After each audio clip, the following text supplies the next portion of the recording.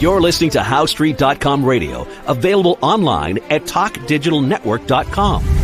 Welcome to HowStreet.com radio, the online source for market opinions. Here is Jim Goddard. My guest is Mark Leibovit, editor and publisher of the Leibovit VR newsletters, also known as VRTrader.com. He's speaking to us from Arizona. Welcome back to the show, Mark. Glad to be here, Jim. Do we have a special offer for our listeners? Well, for new subscribers to VR Trader, we offer a 50% discount to any of our newsletters, and the promo code on the order form is 2022 half off. So you get 50% off of any time frame or subscription that you sign up for when you go to VRTrader.com. And there's numerous newsletters up there, as you can see when you get to the webpage. My favorite recommendation would be the Platinum letter, because that's the most comprehensive one, covering all the markets. But we do have specialty letters, including the cannabis letter, precious metals, metal resource letter, blockchain letter for crypto, and so forth. So pick or choose. Do you have a bit of a disclaimer for our listeners?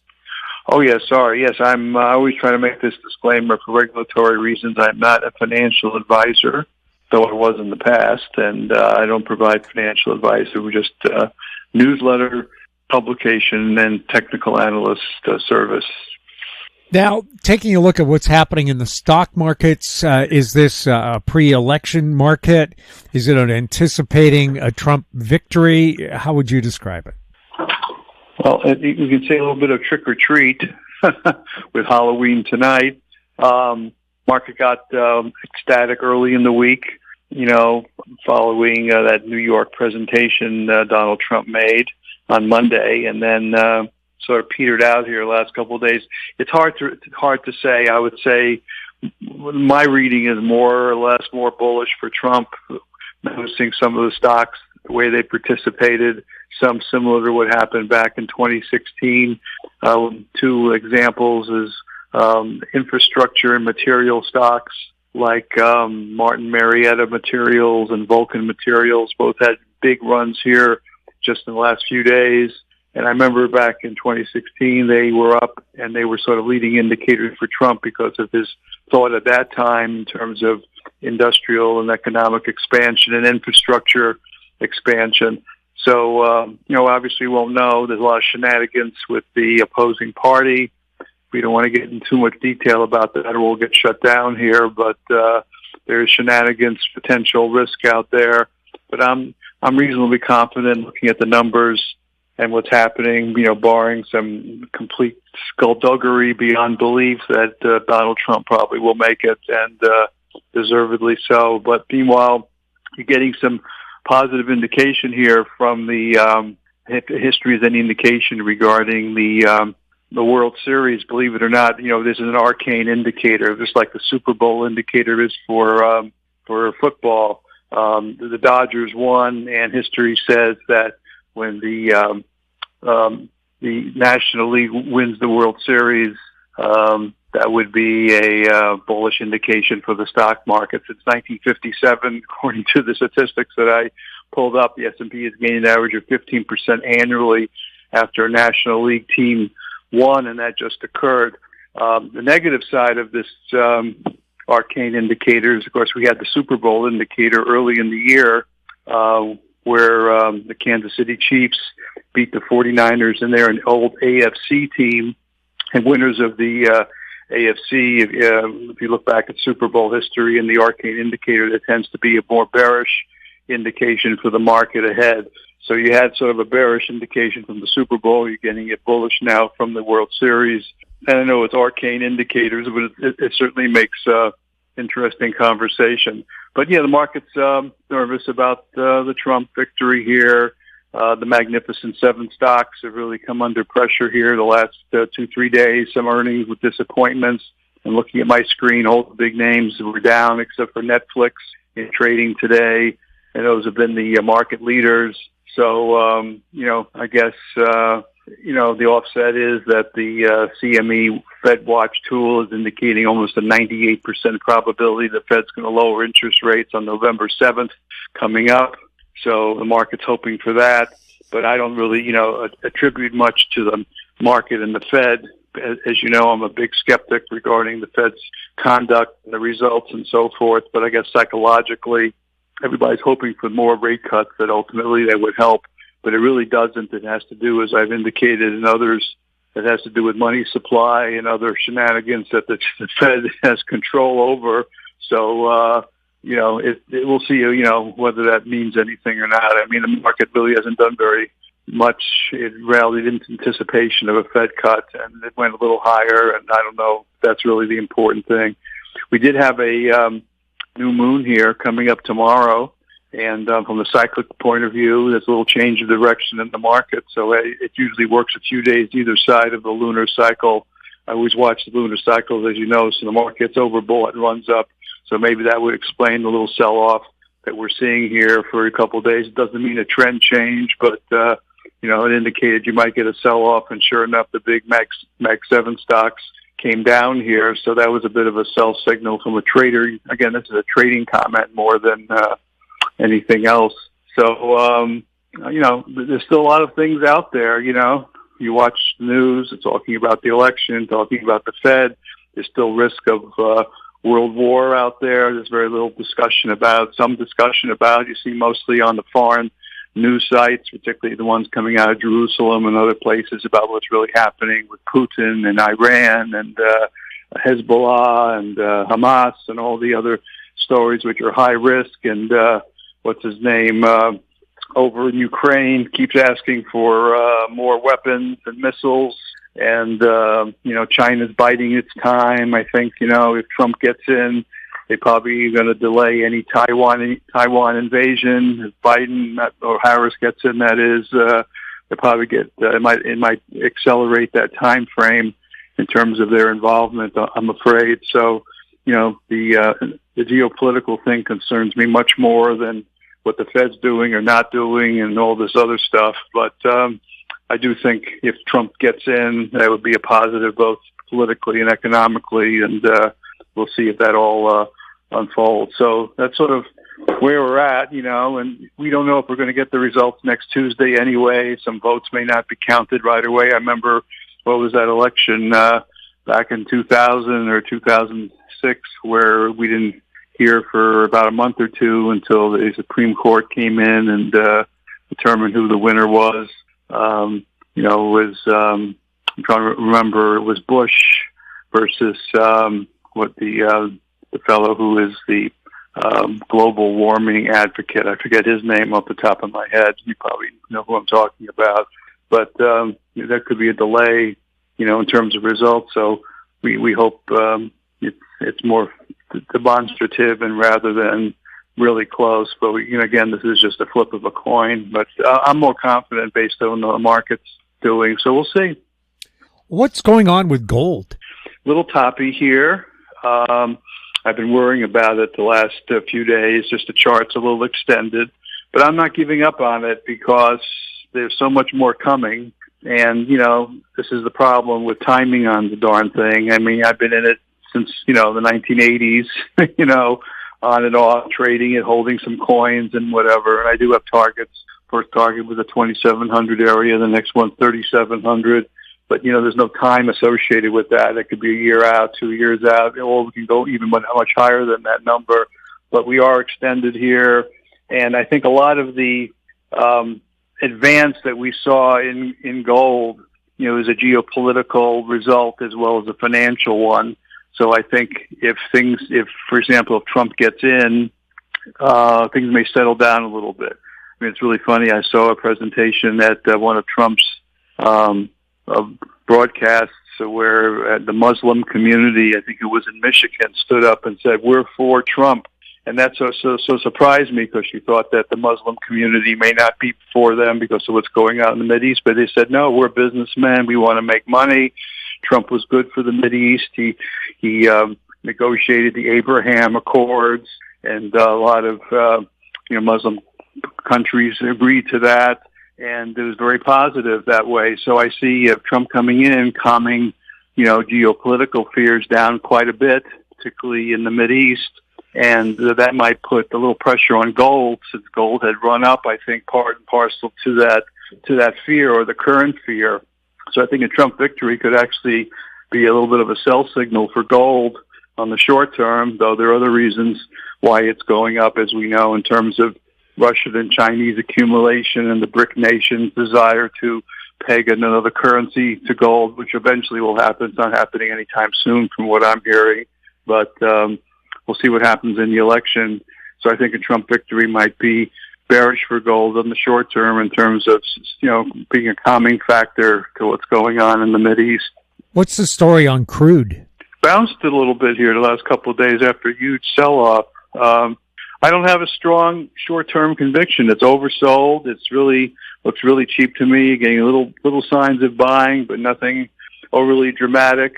The big name that I've been following and trading and investing in over the last few years is Occidental Petroleum, because of Warren Buffett's commitment to it, and that's way down. It's $49, $50 a share from the mid-70s. So the whole group is under pressure, and there's going to have to be some type of trigger. Of course, you can argue that if Trump gets in, and maybe that's what it's telling you, that if Trump gets in, crude oil prices may be under pressure if we increase production. So he's obviously said he's going to do that. And even though my overall theory about crude oil is that overall we need it for a lot of reasons, and it's going to be around a long time, and there should be demand for it. On the other hand, if a lot of new production comes online, you would think that would put some pressure on the price. So the market may be telling you that. The market may be telling you Trump's getting in because crude oil's come back because of the increased production that's going to result. The stock market went up and rallied, particularly the infrastructure stocks that I mentioned earlier a few moments ago, because of anticipation of this victory. So it might be just in the numbers that you're seeing in the market and in these markets, and the pull-off in gold, as I just mentioned, may be a result of the anticipation of his ability to settle Mideast tensions. So it'll be interesting, because the market usually is the best thing we have in life to a crystal ball. And I've said this for years, you can put a little crystal ball in front of you and do all kinds of prayers and hocus pocus, but ultimately all you have to do is look at the markets, and they usually tell you what the future is going to be. We'll have more with Mark Leibovit right after this. Don't miss out. Stay informed. Receive the HowStreet.com weekly recap with thought-provoking podcasts, radio, and articles delivered to your inbox. Sign up for the HowStreet.com weekly recap on our homepage at HowStreet.com. Welcome back. We're speaking with Mark Leibovit. Anything going on with uranium? Yeah, it had a big sell-off, started to rattle a little bit. The big story is in the nuclear stocks and shares, related to that industry and group. We've had, big companies come in. As you know, the story, it's been a renaissance for clean power, and it's been soaring all over the place. Utility companies, restarting the 3 Mile Island, and you've got, the big companies, the Mag 7 type companies out there funding the nuclear industry because of the AI demand. So you just have to stay positive. Constellation Energy, CEG, for example, had a big run. And I think it was Microsoft is funding the demand for nuclear, needing it for their nuclear reactors and so forth for the AI demand that's coming, or they have it already. So I know Amazon has just led a $500 million financing round for a company to develop modular nuclear reactors, and that's been a hot area. So I actually have an article in my newsletter this week listing like the top 7 nuclear-related stocks that you might want to take a look at. I mean, many have already had a run, but we could still be early, and probably are early in the bull market for them, because the expansion of nuclear is a multi-decade event. It's not just something that happens overnight. So you might want to take a look at those if you go to VR Trader and look at the platinum or the other letters where we put that list in. But yeah, positive. they trade around. I mean, Cameco, for example, the big nuclear uranium stock, I should say not nuclear, but uranium stock had a big run into the 50s, so all the way down into the 30s, then it came back and made new highs. There's real volatile. A lot of people got bearish and sold the nuclear or uranium stocks, but then suddenly when these big companies, like Microsoft and Amazon and others now are deciding to fund nuclear for the selfish reason of getting the power they need to run their AI operations, and things changed really quickly, and these uranium plays reversed back up again. So, yeah, I'm more excited about the uranium nuclear plays, than AI itself, because so far so much needs to be done, and there's so much potential here for the uranium nuclear combination in the years ahead. Just like anything else, when these things have big moves, you got to wait for some type of retracements. And since you brought up uranium, I might as well throw lithium in there too, because lithium, had a bit of a pop here in recent days. I was at General Motors, made a deal with a company, ticker symbol LAC, to supply lithium to them, and that stock took off. It's a little cheap stock. It's on our list. And you say, well, why'd that happen? Well, if nuclear is becoming more available or potentially more available, then the solution for the EV problem may be solved. And you and I have been talking about this for the last year or two, about what's the point of getting an EV if you can't find a place to charge it, and do we have enough power to charge all these EVs that the government wants us to the government wanted these companies to produce. So lithium stocks sort of took off then, coincident with this uranium nuclear phase, because it's all sort of tied together in a way. So lithium is also in play along with uranium. Now these are these could be trades, but also longer term plays and investments as well. So you have to look at each stock and sort of time and entry. After a big run up, you want to wait for a pullback, obviously.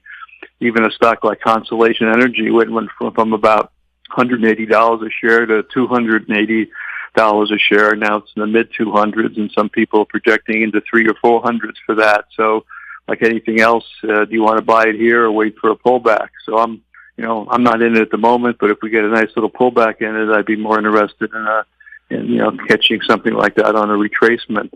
So, but overall, the situation is positive, Jim, for both. How are the cryptocurrencies doing? Crypto had a great run. Fortunately, we didn't break out. Remember last week we talked about Bitcoin and that 73,000 level, and it just went up there and kissed it this week. And it didn't break through, and it just got up to 73, and everybody, including myself, was holding our breath. Is it going to break through now? Because that would break through that big double top technical formation. And it just didn't do it. It's sitting close to it. It may do it tomorrow or next week or whatever, but we're right up there near the highs for Bitcoin itself. So we just still have to see here, is it just a big double or triple top up there? Like gold, ran up for a couple of 3 years where it couldn't get through 2,000 and it kept hitting that wall, and it just kept backing off, and ultimately it broke through.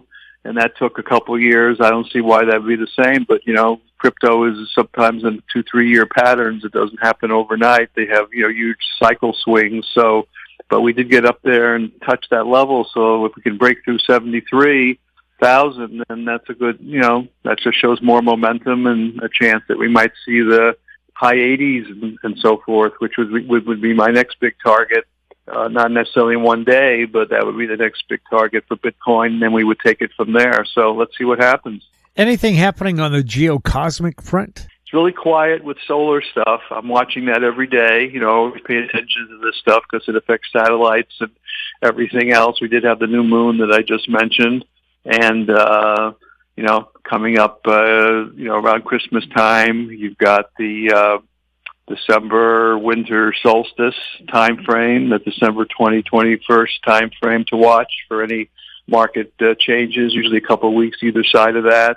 So nothing dramatic here, except for we did see as I said, and everybody laughs about it, but we did see the new moon's coming up tomorrow, and the market sort of hit a peak here, so it doesn't surprise me at all. I see this coming, and the market runs up and then when we get a cycle like that, sometimes you get a reversal, which we've seen the last couple of days. Like I say, it could only be a couple-day phenomenon. It doesn't have to be a long-lasting one, but I've used it over the years as a trading indicator. So far it seems to be working, and outside of that, there's nothing else I can report at the moment. Mark, thank you so much for the update. Thanks, Jim. Thanks for having me. My guest has been Mark Leibovit, editor and publisher of the Leibovit VR newsletters, also known as vrtrader.com. He was speaking to us from Arizona. If you have any questions for Mark or for any of our guests, you can send them to info@housestreet.com. Our YouTube channel is Talk Digital Network. Find us on X @HouseStreet. We're also on Facebook. I'm Jim Goddard. Thank you for listening. Comments made on HouseStreet.com radio are an expression of opinion only and should not be construed in any matter whatsoever as recommendations to buy or sell any financial instrument at any time. Available online at TalkDigitalNetwork.com. HouseStreet.com radio is a production of House Street Media Incorporated.